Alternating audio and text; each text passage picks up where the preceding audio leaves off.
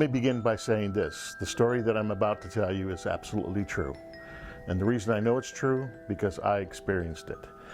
When I was in my mid-30s, I was going through a career change and started working for a local funeral home. And in the process, they were training me through various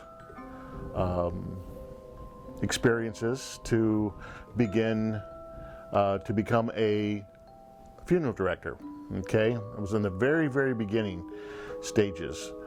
And one of my duties, very shortly after I was hired, was I worked in the actual funeral home, and I was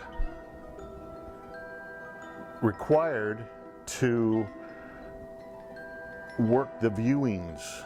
Now, if you don't know what a viewing is, basically what happens, a certain face, you're able to come and visit the body, pay respects a day or so before the actual funeral itself. So this was my duty.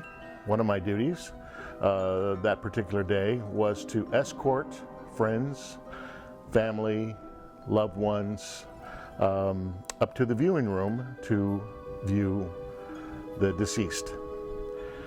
In the process, was pretty normal. The body was laying in a casket in the viewing room, open. It was open casket. It was an elderly woman that we seemed to have quite a few friends, family, neighbors, etc., coming to visit. So as the people walked in the viewing room, I asked them if they would please sign the guest book for the family. And they would sign the guest book and make their way around. Some of them stood near the casket in respect. They did one by one. They filed in one by one. Or they would stand away from the casket and just kind of basically paid their respects according to how they handled that. I went down the hallway, probably I want to say 15 feet, to see if there was anyone else waiting in the lobby so I could help escort them up. Didn't see anybody. Went back to the viewing room where the body was laying, and a number of guests, a number of mourners were there, friends, family, etc. And I noticed standing probably about 4 or 5 feet from the casket were two elderly women. That was interesting because I don't remember escorting them in or having them sign the guest book, but was a little busy in the beginning, so I just kind of brushed it off, didn't think much of it.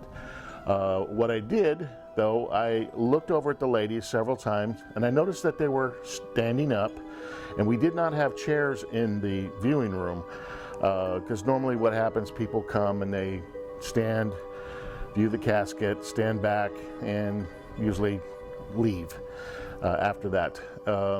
So I decided to walk up to the ladies and ask them if they would like some chairs to sit down. And both of them looked at each other and then looked at me and unanimously nodded their head, yes. As in, yes, we'll take the chair. So I walked down the hall, probably 10 feet.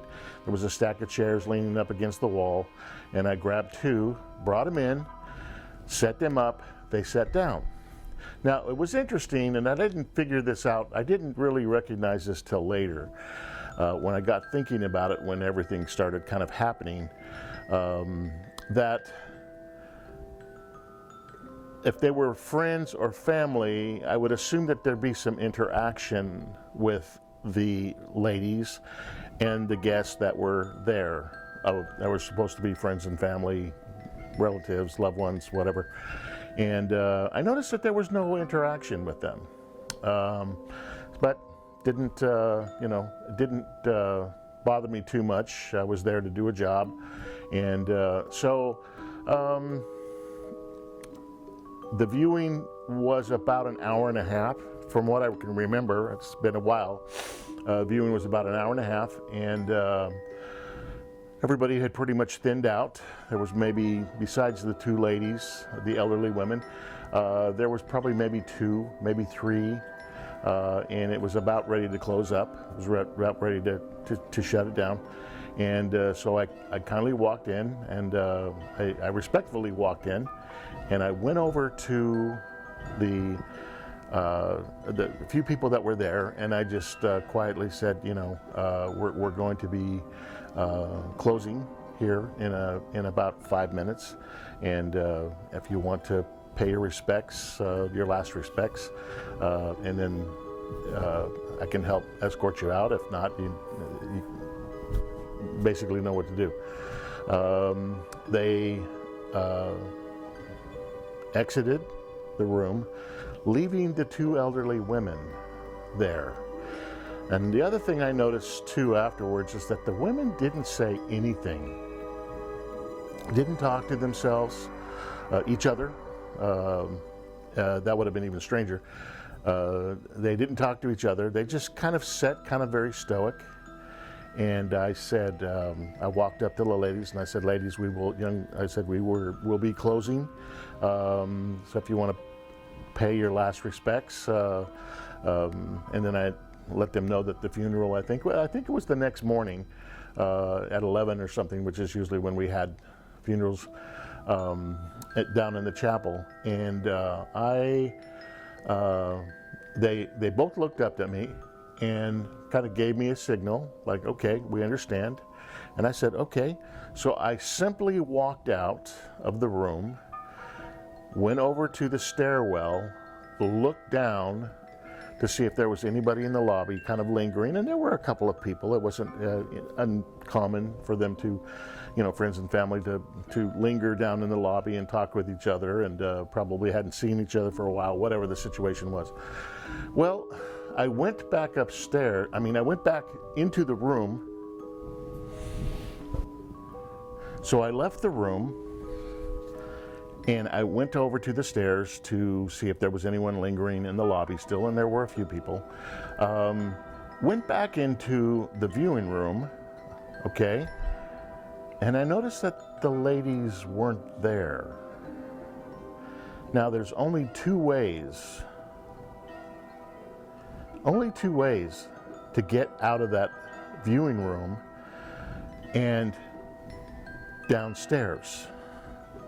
First one is the stairs, which I was standing by the whole time, and no one came down those stairs. The second way was the elevator that would take you from the embalming room up to the viewing room.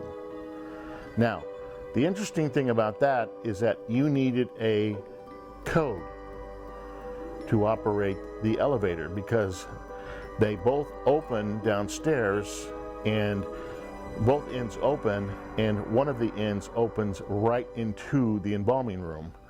Okay, so they don't want people taking an elevator unescorted. Okay, so I went back into the room, the viewing room, and looked around. It wasn't very big. It was probably maybe a 15 by 15 room. Nowhere to be found. Well, I thought this was a little odd. So what I did is I went to the next viewing room, which there was nobody in. There wasn't even a casket in there, and the lights were out. I turned the lights on. It was empty, completely empty. Nowhere to hide in these rooms. Sometimes there were some flowers, but you can't really hide behind them. Some flower wreaths and stuff like that. Okay, I went to the third one. Again, the door was shut. And understand, you could not get past me to those two rooms. Where I was positioned on the stairs, you could not get past me. okay, without me noticing. And I would have noticed the two elderly women, because if I noticed that they walked by me and into those rooms, I would have very, very quickly said, no, this is they're going in the wrong direction. So I now was starting to get a little concerned. Well, I went over to the elevator. Okay, again, you can't get downstairs without a code, and each one of us had the code, and I know that there's no way that they could have a code. All right, which, understanding the elderly woman, how they made it up those stairs, I started thinking about it. Okay, I didn't quite understand, all right, how they could make it up those stairs, because normally elderly people, we would take them up the elevator, but make sure that that other end didn't open up, but that would have been by request. And I was the only person working in the funeral home that night, or that late afternoon. So basically what happened was I started looking around. I punched in my code, the elevator opened, nobody in the elevator, okay? Looked all around one more time upstairs. Nowhere to hide upstairs. Nowhere, you couldn't get lost. Okay, it was just the 3 viewing rooms and a casket room at the very end for people to come in and pick out caskets for their loved ones.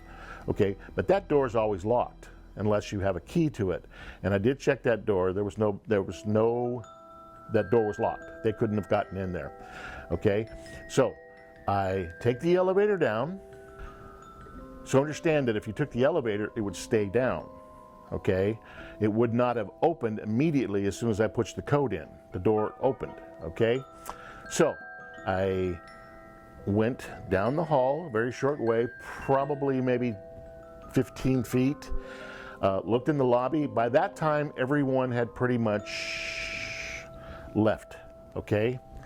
It was very interesting. I didn't know really quite what to do, other than the fact I just went off of my senses and said, okay, obviously they got by me. I didn't notice them.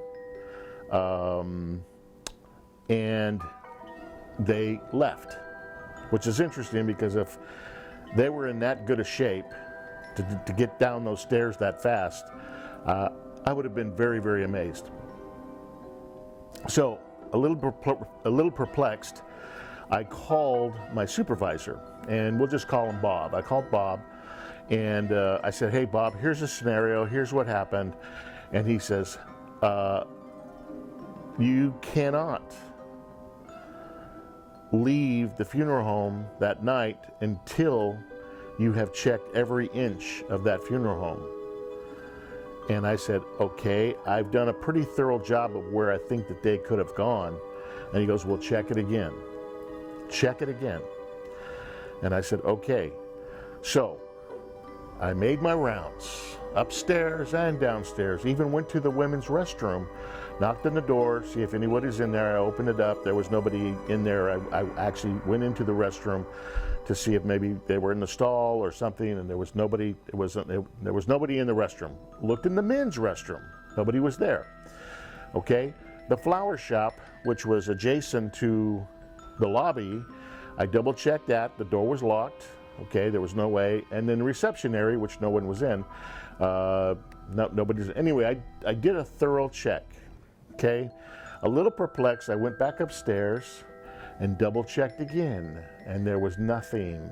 Okay, so I decided to go ahead and shut down, took the chairs out of the room, put them outside, closed the casket, which was normal, closed the casket, and shut the lights off and leave for the night. Called Bob up and told him, I said, they're nowhere to be found. I can't find them. And he says, okay, well, if you're safe, if you're comfortable with them not being there, then go ahead and lock it up. And I said, okay, if not, it's going to be a very scary night for them to be locked up in a funeral home. So, next morning, show up, Bob was there. He says, okay, tell me the story. Tell me what happened. And so I recounted the whole story to him. He said, what did these ladies look like? And I said, they were two, kind of nicely dressed elderly women. And he said, did they look, like they could be related? And I said, yeah, they actually look probably like they could have been sisters. Bob holds out a file of the deceased elderly woman upstairs that was still up there. Okay, I had to bring her down, but she was still up there. And he said, did you get their names? And I said, no, I did not. They did not speak. They did not say anything to me. They just kind of nodded and up and down. And I said, okay. And he says, okay, well, he says, interesting, because several years ago, the woman that's deceased upstairs, she had two sisters that were killed in an automobile accident. And we held the service here. We took care of the arrangements here at the funeral home. And he says, do you have any idea could you recognize them if I showed you a picture? And I said,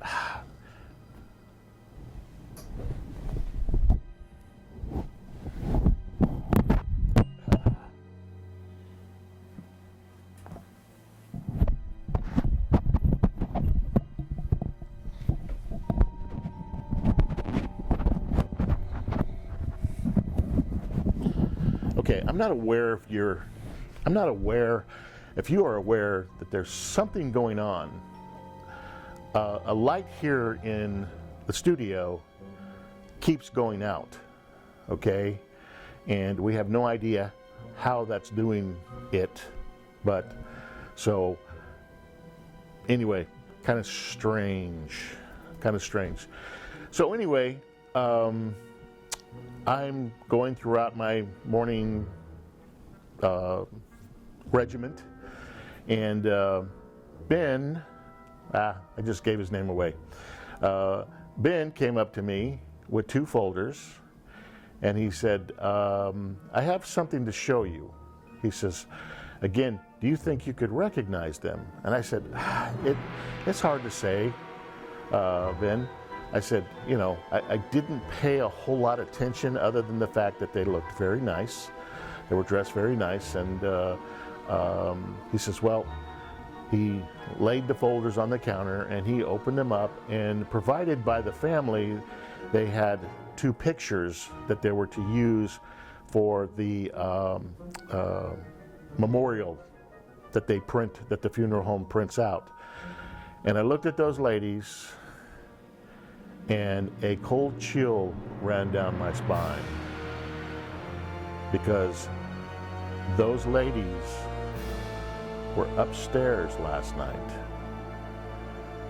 in the viewing room of her sister that had passed away. I believe it was cancer. So I tell that story, and some people go, nah, you're just, Well, anybody that knows me knows that I am not a sensationalist, okay? But I have a number of stories that I can tell you about my experience, my short experience as working in a funeral home, a haunted funeral home.